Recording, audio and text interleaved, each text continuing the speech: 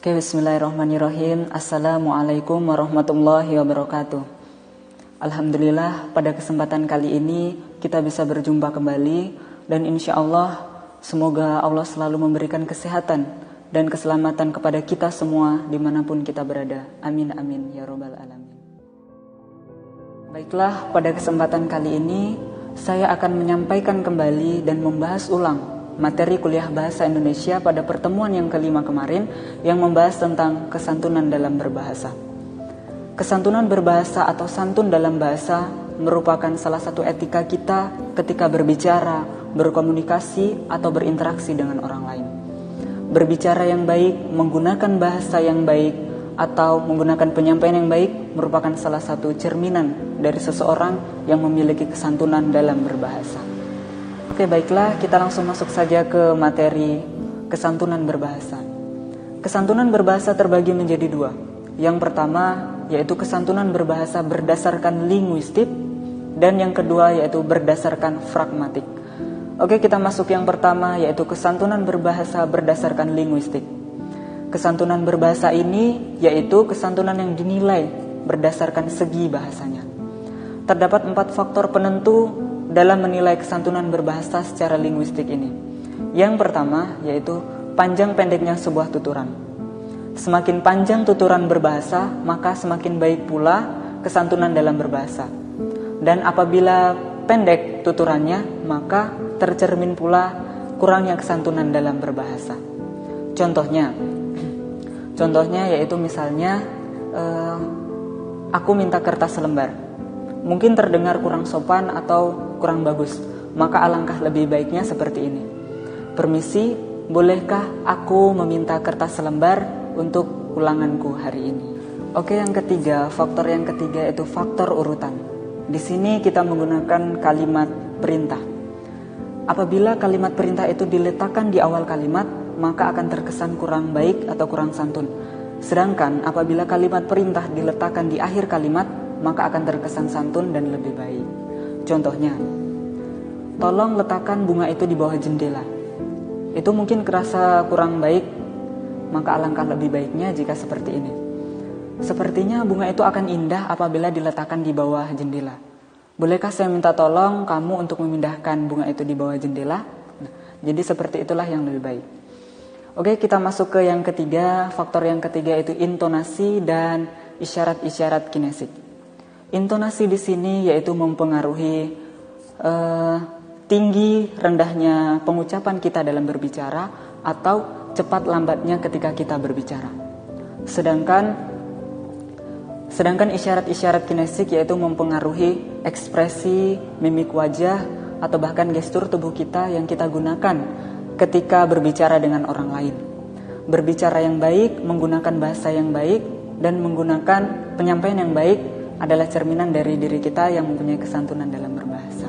Oke, faktor yang keempat atau faktor yang terakhir yaitu pemakaian ungkapan penanda kesantunan. Ungkapan penanda kesantunan di sini adalah ucapan-ucapan baik yang digunakan ketika kita berbicara dengan orang lain. Seperti mengucapkan maaf apabila bersalah, meminta pertolongan, dan yang terakhir adalah jangan lupa untuk berterima kasih. Itu merupakan bagian dari kesantunan berbahasa. Oke, kita masuk ke materi yang kedua yaitu kesantunan berbahasa berdasarkan pragmatik. Kesantunan berbahasa berdasarkan pragmatik ini ditinjau dari segi maknanya. Nah, di sini kita menggunakan kalimat perintah dan digunakan untuk mengungkapkan kalimat pernyataan atau kalimat pertanyaan atau interrogatif.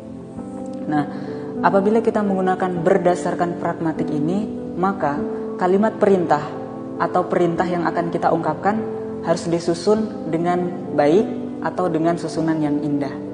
Contohnya seperti ini. Apabila menggunakan kalimat pernyataan berarti seperti ini.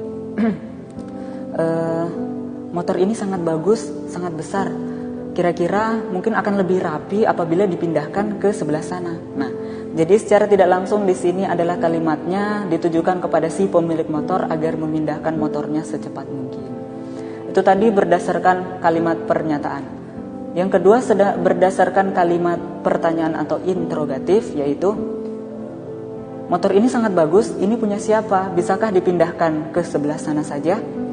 Nah, jadi perbedaan antara kalimat pernyataan dan pertanyaan di sini yaitu kalimat pertanyaan lebih to the point, menjelaskan atau langsung menyuruh kepada si pemilik tadi untuk memindahkan motornya. Oke, adapun maksim-maksim dalam kesantunan berbahasa berdasarkan pragmatik, antara lain seperti 1. Kerendahan hati. Ketika kita sedang berbicara dengan orang lain, maka rendah hatilah. Kenapa? Karena ucapan yang baik adalah cerminan dari hati yang baik. Yang kedua yaitu pujian. Jangan lupa ketika kita sedang berinteraksi atau berbicara dengan orang lain, maka jangan lupa untuk memuji kelebihannya atau mungkin hal-hal lain yang berkaitan dengannya. Nah, dari pujian itulah orang lain akan menilai kita, terutama kesantunan berbahasa yang baik dari kita.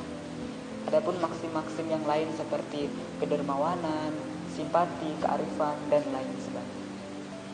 Oke, baiklah teman-teman, itu mungkin mungkin cukup sekian materi yang saya sampaikan tentang kesantunan dalam berbahasa. Semoga bisa dipahami oleh teman-teman. Lebih dan kurangnya saya mohon maaf. Assalamualaikum warahmatullahi wabarakatuh. Oke, alhamdulillah kita bisa berjumpa kembali. Dan pada kesempatan kali ini saya akan menyampaikan kembali dan mengulang kembali materi kuliah bahasa Indonesia pada pertemuan ke-6 kemarin yang membahas tentang keterampilan berbahasa. Oke, baiklah. Berbahasa merupakan salah satu alat komunikasi yang telah digunakan manusia dalam berinteraksi sejak pada zaman dahulu. Berbahasa juga merupakan alat komunikasi yang pastinya digunakan untuk menyampaikan informasi-informasi penting, pesan-pesan khusus, atau bahkan untuk mengungkapkan gagasan-gagasan atau ide-ide pribadi, baik itu melalui media tulisan maupun media lisan. Media tulisan bisa dengan menulis melalui cerita, buku, koran, dan lain sebagainya. Sedangkan jika melalui lisan, kita bisa mengungkapnya lewat kata-kata atau berbicara. Berbahasa juga merupakan salah satu peranan penting dalam masyarakat agar terciptanya masyarakat yang santun dan memiliki adab. Kesantunan seseorang dapat dilihat ketika ia sedang berbicara, ketika dia berbicara dengan bahasa yang baik atau menggunakan kata-kata yang baik dan penyampaian yang baik. Oke, dalam berbahasa terdapat beberapa aspek keterampilan, yaitu terdapat 4 aspek keterampilan dalam berbahasa. Yang pertama yaitu keterampilan menyimak, kedua keterampilan berbicara, ketiga keterampilan menulis, dan yang keempat adalah keterampilan membaca. Yang pertama yaitu keterampilan menyimak. Menyimak di sini dapat diartikan melihat, mendengar, dan memahami dengan baik. Menyimak di sini berbeda dengan mendengarkan, karena kalau mendengarkan belum tentu menyimak. Menyimak di sini yang sering kita lakukan adalah menyimak berbagai pesan-pesan atau informasi melalui media massa atau media cetak. Oke, yang kedua yaitu keterampilan berbicara. Berbicara merupakan pengaplikasian dari berbahasa. Berbicara yang baik merupakan penggambaran dari seseorang yang telah terampil dalam berbicara atau berbahasa yang santun. Berbicara di sini tentunya memiliki tujuan antara lain menyampaikan informasi, menyampaikan gagasan, dan juga dapat menyampaikan isi hati kita. Yang ketiga yaitu keterampilan menulis. Menulis tentunya memiliki tujuannya antara lain mengekspresikan diri kita, menyampaikan gagasan-gagasan di pikiran kita melalui goresan-goresan pena kita, seperti tulisan, cerpen, dan lain sebagainya. Dan tentunya di dalam tulisan itu berisikan ajakan, bisa berisi tentang sebagai hiburan atau bisa juga menghasilkan sebuah karya dari tulisan kita. Dan yang keempat atau terakhir yaitu keterampilan membaca. Membaca di sini mungkin hampir mirip dengan menyimak, namun apabila menyimak tadi bisa selain dengan membaca buku. Sedangkan membaca di sini tentunya adalah membaca buku atau media-media tulis lainnya. Dengan membaca tentunya memiliki tujuan salah satunya menambah wawasan kita tentang ilmu pengetahuan atau lain sebagainya. Dan tujuan lain mungkin hanya sekedar hiburan, membaca komik, atau dan lain sebagainya. Dan tentunya yang paling utama yaitu untuk mendapatkan informasi-informasi terkini terhadap perkembangan yang ada di dunia. Oke, baiklah, terima kasih pada teman-teman yang telah menyimak materi sedikit dari saya, materi yang ke-6 ini. Semoga bisa bermanfaat buat teman-teman sekalian. Assalamualaikum warahmatullahi wabarakatuh.